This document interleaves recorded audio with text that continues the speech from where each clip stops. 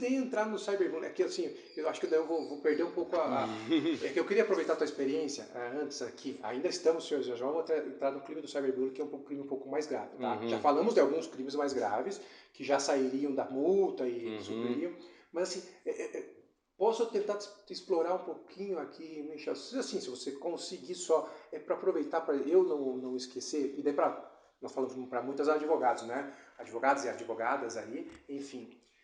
Você como advogado, tá? Porque o Michel é um baita advogado, que experiente e tal, falando, não precisa falar, já perdemos os cabelos tanto tempo que estamos formados, né? Mas aqui, como advogado, imagina que eu, o Léo, tô chegando lá e falar, Michel, meu Deus, eu acho que uma das minhas, não gosto de falar nunca os nomes delas aqui, porque quando elas quiserem, elas se apresentarão, tá? Enfim, menores eu não falo o nome delas ainda, tá? Mas a fulaninha aqui, que você conhece, é minha paixão e tal, tá com aquele comportamento assim assado, que a Verônica, que é a psicopedagoga, vai nos explicar e tal, só que agora ela tá lá e eu não tenho como ir na aula com ela.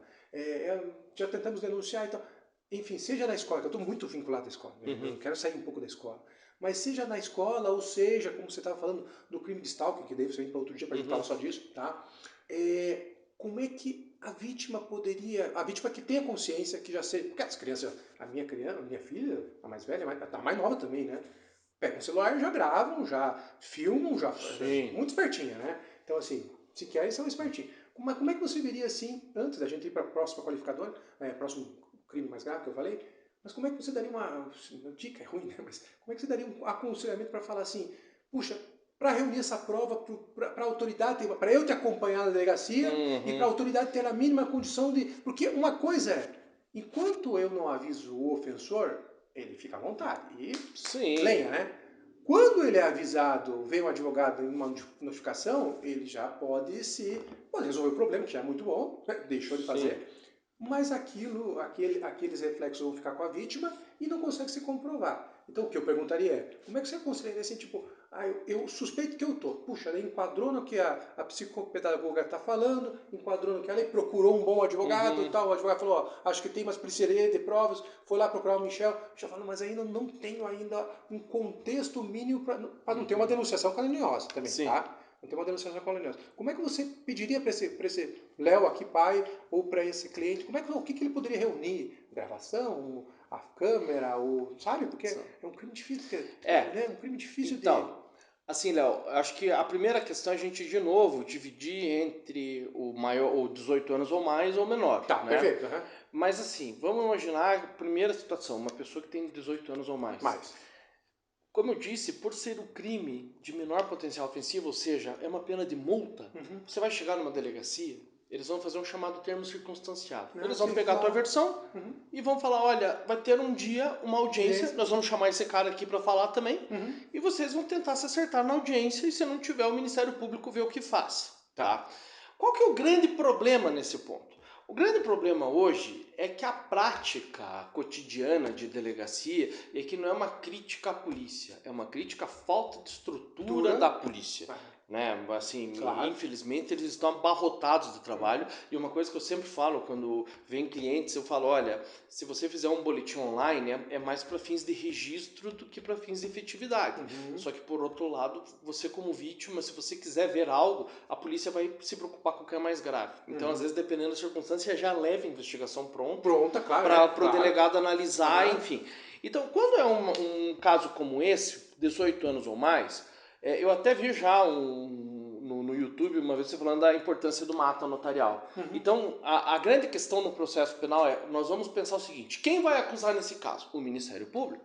Mas se eu não levar a prova, a polícia tem coisas mais graves para fazer. Eu não falo mais importante, quando você é vítima, tudo é importante. Né? Mas assim, o delegado de polícia, ele tem lá uma pilha, ele vai olhar ou o roubo, o estupro, o homicídio e o bullying, o latrocínio. Olha, o bullying eu vou ter que deixar aqui de lado, porque eu preciso pôr a minha equipe para investigar esse homicídio, esse estupro, etc e tal. Então, a preservação do vídeo é importante. Guardar numa nuvem, fazer uma ata notarial da existência desse vídeo. Por quê? Porque de um outro lado existe no processo penal uma chamada cadeia de custódia, que busca justamente preservar a confiabilidade da prova. Mostrar que essa prova não foi adulterada, que essa prova não teve qualquer tipo de manipulação, né? A fim de trazer uma mentira até, claro, né? Claro. Aí o segundo ponto, né? Além da ata notarial, você às vezes pode até, dependendo da circunstância, tomar a própria gravação. A OAB regulamentou a investigação defensiva, e isso serve para o direito da vítima também. Ótimo. Então, esses são os pontos preliminares para você ir lá e levar já, não só a notícia do que aconteceu, mas já mostrar as provas. Por quê?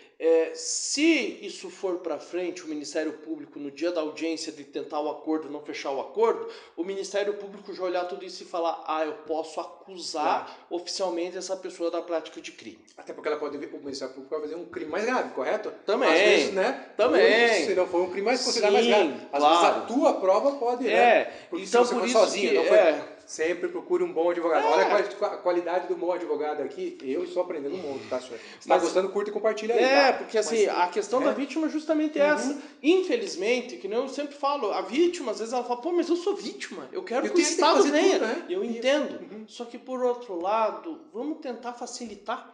Porque, então, esse é um ponto. Agora, quando é menor, né? O que eu ando percebendo, Leonardo, até a gente conversou aqui, eu não vou entrar em detalhes, mas já atendi situação envolvendo bullying que acabou levando a um procedimento na polícia, numa investigação. O que eu percebo é que existe ali, como é só adolescente, infrator, etc e tal, existe um pouquinho mais de cuidado, mas ainda assim quem é a vítima tem que levar mínimo de indício, um mínimo de indício. Agora, claro, o pessoal do carro fala: pô, mas então quer dizer que eu vou ter que investigar para a polícia? Não, o que eu estou dizendo você pode chegar lá, fazer o teu boletim de ocorrência, pode, ok, mas só o boletim, ele ainda... ele não vai... É a questão de chances de sucesso na tua denúncia, né? É o que eu falo. Existe lá o que a gente fala de reserva do possível, no direito a falar e tal, né? Enfim, é aquilo, você vai estabelecer as prioridades. Quando você... a mesma coisa também eu digo no cível, né? Tem muita ação que você tenha, por mais que o ônus de prova seja teu, lá do autor, do réu, depois tem distribuição dinâmica, tudo bem, tá? Mas lá, quanto mais você leva a prova mastigada, mais você aumenta exponencialmente a chance. Né? Então aqui, por mais que o Estado deveria fazer, mas não estamos na Suécia, nós estamos na Suíça, nós estamos no Brasil. Então vamos tentar aqui facilitar. E deixa eu fazer um complemento, Leonardo, porque assim, por exemplo, nesses casos que tem 18 anos ou mais, que vai no juizado especial criminal e lá tem essa possibilidade desse acordo, uma das possibilidades é a composição civil dos danos. Também. Então, antes de a gente entrar na discussão vai ter crime ou não, você pode chegar para essa pessoa investigada e vamos fazer um acordo? Vamos matar a possibilidade de uma acusação criminal e a possibilidade de um processo civil no mesmo acordo? E às vezes isso, inclusive, você pode até inserir ali um pacto de uma boa convivência, uma multa em caso de... E você vai tentar fazer um acordo de natureza civil dentro da questão criminal. Só que aí vamos pensar agora pelo lado da defesa de quem está sendo acusado. Se você tiver...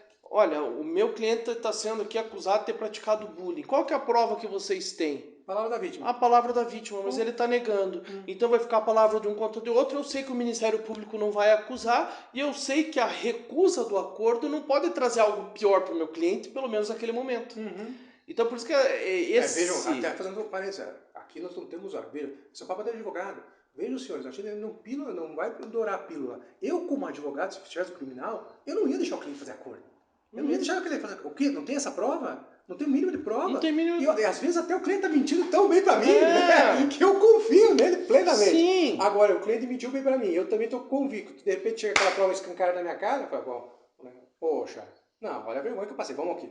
Vamos sentar aqui, vamos conversar um pouquinho. Suspende a audiência aqui para a gente conversar um pouquinho. Tem advogado outro e cliente, ponto, não é verdade? Então assim, por isso que eu estou falando, a sinceridade aqui, eu como advogado não vou aconselhar. Né? Por isso, claro, perfeita observação. vai ser ouvido uma pedagoga, que é psicóloga. Sim, é pedagoga, é psicopedagoga. É psicopedagoga.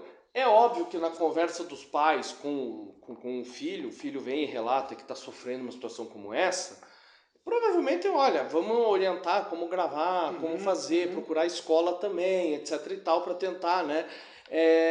Mas a grande questão que se tem aqui é justamente essa. Se hoje essa geração mais nova, a minha filha pequena, claro, tem 1 ano e pouco, mas ela já pega, ela já vê que se ela mexer com o dedo no celular, vai mexer alguma coisa ali. Ela já sabe mexer, não sabe mexer. A gente não bota a tela para ela, mas se ela pega, eu tenho um relógio desses esses relógios, e ela já pega, quando eu tô com o relógio, ela pega o dedinho e começa a mexer, porque ela vê que, opa, mexe, movimentou e não sei o quê, e luz e tal. Então eles têm essa facilidade. Então é óbvio que o pai também tem que orientar o filho. Mas por quê? Porque muitas vezes a grande dúvida, e aí eu falo dos alunos da faculdade, como que eu provo?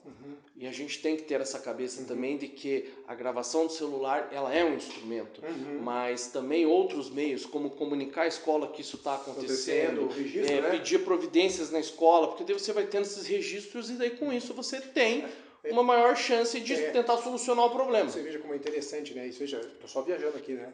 Eu estou fazendo analogias com o caso que eu atendi no CIVO, quando você está falando dos registros, né? Então, o registro teve uma reclamação da escola. Agora imagina que é um vizinho do condomínio, são uma turma dos vizinhos do condomínio. Tem livro de ocorrência onde o pai reclamou e a criança reclamou. Porque eu aconselho, todos os condomínios hoje tem, né? Abertura de livros de ocorrências. Ah, hoje a luz da garagem não está funcionando. Livro de ocorrência. Ah, hoje está vazando o cano não sei o quê. Livro de ocorrência. Aí quando tem um treveiro, tem uma briga lá no salão de festas, no parquinho, com o cachorrinho e tal, livro de ocorrências. Se você vê que essa turma está fazendo e o pai vai lá e registra livro de ocorrências, por mais que seja um documento particular, já é mais um indício, entende? Sim. Tem uma mensagem daí, tem um não sei o que, tem a gravação, você vai ver nas gravações das câmeras, tá lá, as crianças estão empurrando tudo, uma criança só para um canto. Exatamente. Correto? São conjunto de provas, é um conjunto dos indícios, das provas, que vão formar um convencimento. Então, perfeito. Já ganhei, o que eu queria aqui era... E só uma última detalhe que você falou, né? Ah, mas e se chegar ao final, a conclusão for não ter prova? O fato de você provocar uma investigação significa vamos verificar se isso aconteceu. Eu estou pedindo para levar provas ou indícios, né, para você ter uma maior chance. Mas o fato de você pedir para que um ato seja investigado, você não está apontando o dedo e está dizendo, eu sei que essa pessoa é inocente e por isso eu quero ferrar com a vida dela. Claro. Porque o crime é isso, é você imputar uma autoria de alguém sabidamente inocente. Agora, se eu chego e falo, olha, aconteceu isso, isso, isso e aquilo, ó, estão aqui as provas e me parece que isso aqui é bullying. Mas eu tô com medo de ser acusado de denunciação caluniosa, que é um crime. Não. Por quê? Porque eu estou pedindo, Estado, investigue. Se você, Estado, chegar à conclusão que não tem prova do crime, ok. Mas daí não pode vir a outra parte me processar. Porque aí eu só estou dizendo, olha, aconteceu assim, tinham essas provas, e muitas vezes tem um detalhe, né, Léo? As investigações, elas podem levar a uma conclusão. Aconteceu o fato, e aí quem vai processar ou não vai ser o Ministério Público. Outras vezes a investigação pode olhar e falar, não tem prova suficiente. Só que o não ter prova suficiente não significa que não tem uma possibilidade do fato ter ocorrido. Só não tem uma prova suficiente que permita a gente ir para frente com aquilo. Perfeito, perfeito, ótimo. Não, estou super esclarecido. Eu acho que eu vou deixar para depois, junto com a... Não, sim, dá para deixar... Vamos deixar aqui ainda, daí eu prometo, já vou entrar no cyberbullying, tá? A questão é, o que eu te perguntei, eu tô mexendo aqui, mas não que eu não esteja prestando atenção nele, tá? É que o meu tablet aqui quer apagar. E daí eu fico... A questão é, concurso de pessoas já falei, o que eu queria falar ainda aqui, vamos pensar aqui no ambiente escolar para depois entrar na sistemática virtual cyberbullying, tá? Uma pergunta que me parece básica para mim, mas para a audiência não será, tá? Seriam, existindo a reclamação, né? O registro da criança lá na escola que houve o bullying, né? Duas situações, então. Primeira pergunta o pai da criança que praticou o bullying. Comprovado que houve bullying. Comprovado que houve bullying, enfim. O pai responde ou não responde? Primeira pergunta. Segundo, tá? Não estou dizendo que o pai não pratica o bullying. Então o filho foi lá, filho, o gordinho ali tem que apanhar mesmo. Ele está praticando ele próprio bullying, correto? Não estou dizendo ele propriamente, ele ter praticado. Ele ter se omitido de fiscalizar o seu filho, de orientar o seu filho, enfim, tá? É essa a pergunta. Não ele ter praticado o problema, porque daí ele praticou o crime. Então, primeira pergunta é pai, mãe, responsável, tá? Segundo, Diretor da escola lá, diretor da escola é informado, deixa pra lá, briga de criança. Então, né, tô nem aí com isso aí, tô recebendo pouco, escola pública, imagine, Sim, né? Tô claro. recebendo pouco, problema de vocês, vão reclamar com o Papa. Diretor da escola, o diretor, o síndico do condomínio, o diretor de um clube, né? Os clubes recreativos que tem aí, e tal, ocorre dentro do clube, tá tendo a reclamação, vai lá e tal, e não faz nada, ele se omite. Ele responderia ou não responderia pelo este crime, não pelos outros, tá? Responderia. Este crime, tá? Veja, de novo, o pai, como a gente tem a questão de ser reiterado e sem motivo aparente. Então, existindo essas circunstâncias, obviamente que o pai responde. Existe lá no direito penal aquela figura da autoria imediata, quando eu provoco, às vezes, uma criança, pego uma criança com uma arma, vem e atira em você. Mas eu provoquei essa criança, então eu vou responder pelo crime. Né? Então ele responde, e assim, a grande questão é, a primeira circunstância, o pai provoca o filho de maneira reiterada, sem motivo, a praticar atos de bullying, né? O pai responderá por esse crime e tem um outro crime previsto, aí sim, que é a corrupção de menores. Que é quando eu pratico um crime em conjunto, por exemplo, com um menor de 18 anos, não importa aqui o histórico do menor de 18 anos, eu vou responder pelo crime. Então, se, por exemplo, eu praticar um roubo, vou praticar um assalto junto com o menor de 18, eu vou responder pelo roubo, mais a corrupção de menores. Nesse caso aqui, é possível você verificar a possibilidade da corrupção de menores também. Então, o pai responde por isso. Essa é a primeira circunstância. A segunda circunstância que você traz, ela é do diretor, dos professores, etc e tal, né? E aqui entra uma questão interessante, porque o Código Penal, ele prevê que é a omissão, ou seja, existem determinadas pessoas, basicamente, quando a lei determina, um contrato determina, você agir diante de um perigo, se você não agir, você responde pelo que aconteceu. Então, vamos começar um exemplo geral. Se um pai está diante de uma piscina e o seu filho está se afogando, o pai tem que pular na piscina para salvar a criança. Por lei, eu sou obrigado a cuidar do meu filho. Né? Tem um dever lá no Código Civil, etc e tal. Claro. Então, eu tenho que cuidar. Se eu só fico olhando a criança se afogar, eu vou responder pelo homicídio dessa criança. Né? E aí que vem a grande questão. Ele fala em lei ou contrato. Quando você coloca uma criança dentro de uma escola, contratualmente, a escola, os responsáveis pela escola são responsáveis pelos cuidados do filho.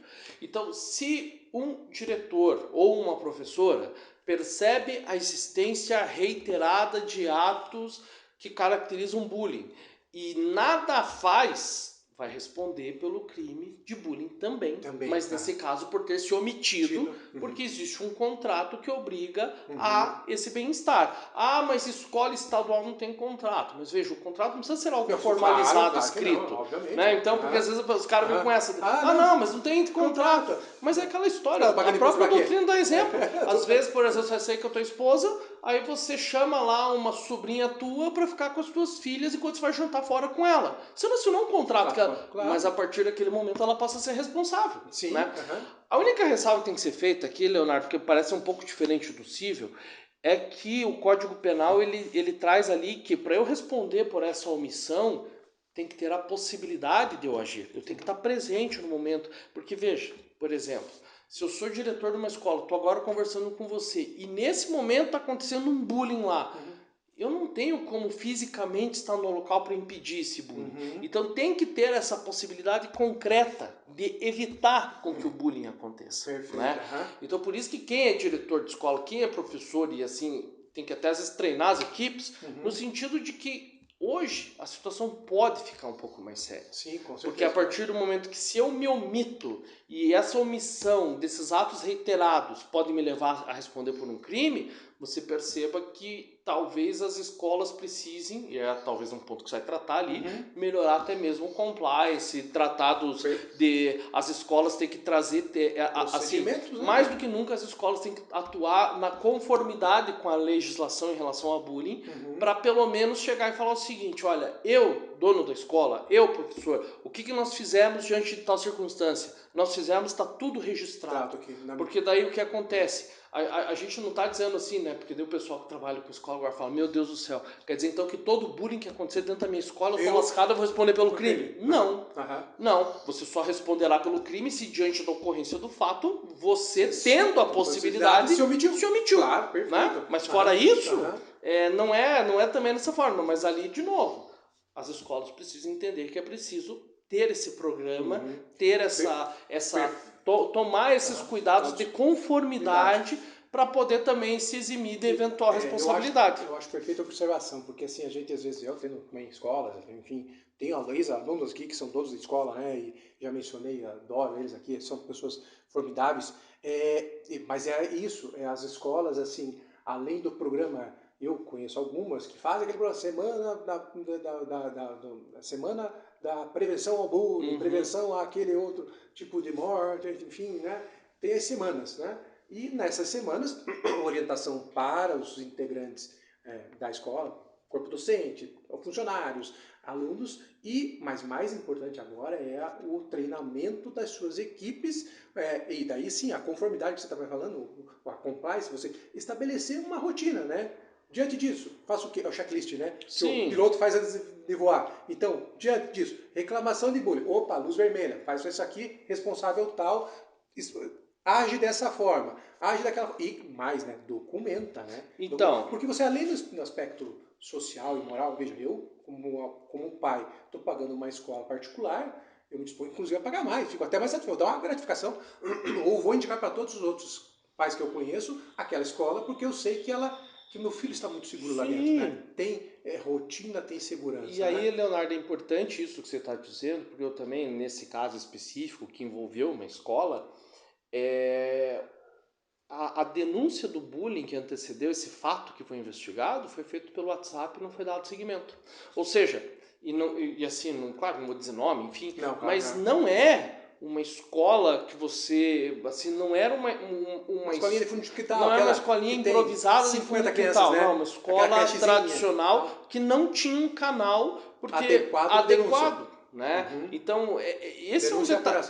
Uma denúncia e uma apuração, porque muitas vezes o que quer dizer? Não é porque foi denunciado que você vai ter e aí a escola, de novo, às vezes quem está vendo, eu sou dono de escola, então lascou, agora eu vou ter que tomar o lugar da polícia. Também não, porque o que vai acontecer? Claro. Olha, a gente chegou à conclusão X, tomamos tal medida dentro da escola. Talvez o aluno A, o aluno B estão lá se bulinando entre eles lá, né? Até feio falar isso, mas enfim, estão lá, eles estão entre eles ali, está acontecendo uma situação, aí dentro da questão pedagógica, que não vou aqui eu me meter, mas talvez vai tomar uma medida. Olha, registramos então que separamos de sala, eu não sei ali o que a psicopedagoga vai determinar, quem é autoridade no assunto vai recomendar, mas aí pelo menos o que acontece aqui, né, olhando já para um outro lado, nessas situações, eu já tenho um registro do que aconteceu. Eu já tenho aqui, olha, nós tomamos providências, né? Porque daí isso é assim, além de trazer mais segurança para os pais, porque mostra uma melhor seriedade, uma maior seriedade ao tratar do assunto. Proatividade. Por outro lado, também acaba sendo um mecanismo de prevenção de futuros problemas com o judiciário. Perfeito, excelente. Então assim, já ficou uma dica grátis. Na dúvida, consulte aqui o doutor Michelzinho, tá? Pode falar, onde que você conheceu? Lá, isso aí no podcast do doutor Leonardo, chama ele Michelzinho, que os honorários até ficam mais baratos. Não. Tanta intimidade assim também não.